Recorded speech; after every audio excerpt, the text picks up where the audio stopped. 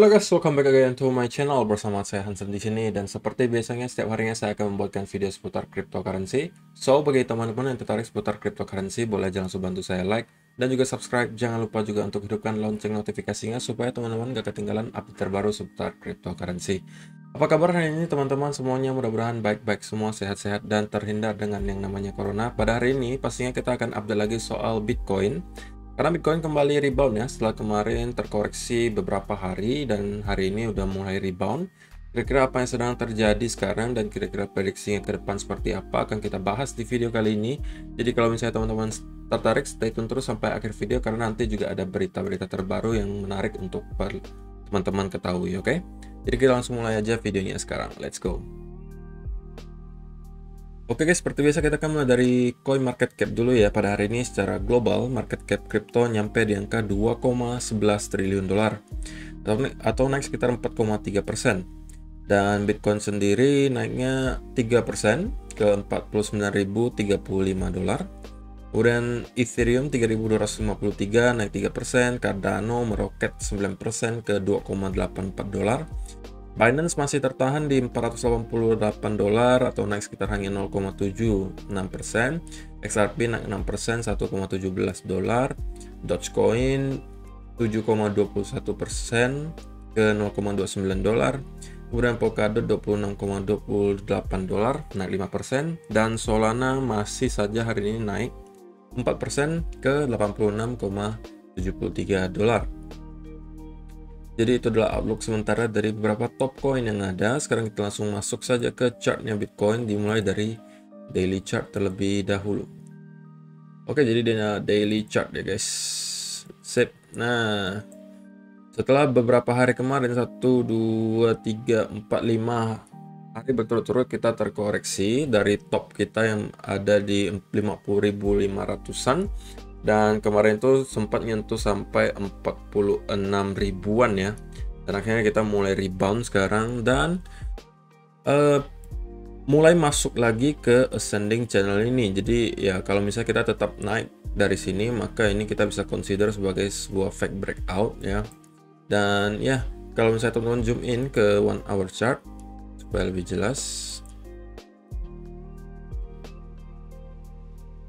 Nah, kita juga udah breakout semacam descending channel di sini. Kita udah breakout. Cuman permasalahannya kita kalau misalnya teman-teman mau masuk, kalau yang belum sempat masuk di bawah sini dan masih bingung apakah harus masuk sekarang atau gimana, menurut saya ditunggu dulu aja karena kita belum ada setup yang jelas di sini. Memang kita sudah breakout. Kalau teman-teman memang tipe investor atau trader yang agresif, bisa saja masuk ketika sudah breakout, tetapi pastinya harus ingat stop lossnya harus ketat ya. Kalau misalnya teman-teman yang konservatif, tentu saja teman-teman harus tunggu dulu untuk retest di sini. Saya berikan contoh ya, kalau misalnya di sini teman-teman perhatikan ketika kita breakout dari sini, retest dulu di trend line-nya. Nah, dari sini kita baru masuk.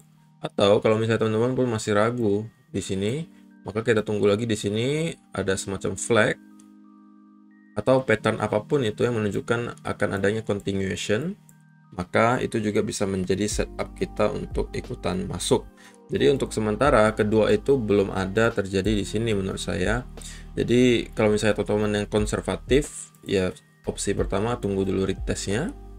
Setelah retest, breakout dari trend line-nya dan kita bisa masuk, atau ketika di sini kita memunculkan pattern continuation semacam flag atau semacam symmetrical triangle atau ascending triangle apapun itu,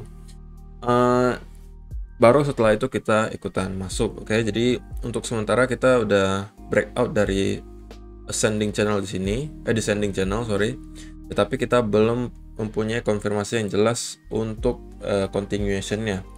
Jadi kalau misalnya teman-teman yang konservatif, ya pastinya harus nunggu dulu, oke. Dan kalau misalnya teman-teman perhatikan di 4 hour chart ya, di sini kemarin juga memang ada sedikit divergence. Teman-teman bisa lihat ketika harganya turun dari sini ke sini itu mulai divergence. Oke, dan sekarang MACD-nya mulai ke hijau lagi. Jadi itu merupakan sebuah indikasi positif juga. So kalau misalnya teman-teman yang belum sempat masuk ya tunggu dulu. Kalau yang sudah masuk misalnya dari bawah sini ya seperti biasa stop lossnya sudah harus di entry point supaya apapun yang terjadi di trade ini kita nggak lagi loss gitu ya. Dan ya mudah-mudahan kita terus naik kalau misalnya kita mempunyai masih momentum yang cukup kuat ketika sudah retest dan naik lagi. Kemungkinan target selanjutnya ya pastinya pertama kita harus menembus dari high sebelumnya dulu di sini 50.600-an.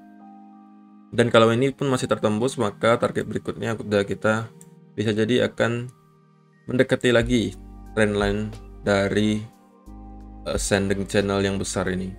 Oke. Jadi itu outlook sementara untuk Bitcoin hari ini. Dan hari ini juga ada beberapa berita baru yang masuk yang cukup menarik juga. Teman-teman bisa lihat di sini. Dikatakan di sini Kuba to recognize and regulate Bitcoin and other cryptos. Jadi sekarang negara Kuba juga udah mulai memperkenalkan dan ingin meregulasi Bitcoin dan beberapa cryptocurrency lainnya sebagai pembayaran di pulau tersebut. Jadi Kuba juga udah mulai masuk, ya kan? Honduras juga sama. Jadi di sini dikatakan Honduras gets its first Bitcoin ATM, dan ada sebuah perusahaan yang namanya TGU Consulting Group, a Honduran company based in the capital of Tegucigalpa, has reportedly installed the country's first Bitcoin ATM. Jadi sebuah perusahaan yang namanya TGU Consulting Group itu memasang Bitcoin ATM pertama di negara Honduras. Ya, seperti yang juga udah dijelasin ya di video-video kemarin bahwa kemungkinan besar dalam beberapa waktu ke depan kita akan sering melihat berita-berita seperti ini muncul. Mulai banyak negara mulai membuka aksesnya untuk cryptocurrency. Kemudian bank-bank besar membuka akses juga, kemudian platform-platform besar juga membuka akses. Semuanya udah mulai mengenali cryptocurrency, dan itu ya pastinya juga berdampak positif kepada kita yang merupakan investor di crypto, karena kalau misalnya ini terjadi, adopsi besar-besaran terjadi, otomatis semakin banyak orang mengenal crypto dan pastinya semakin banyak investor baru yang akan masuk.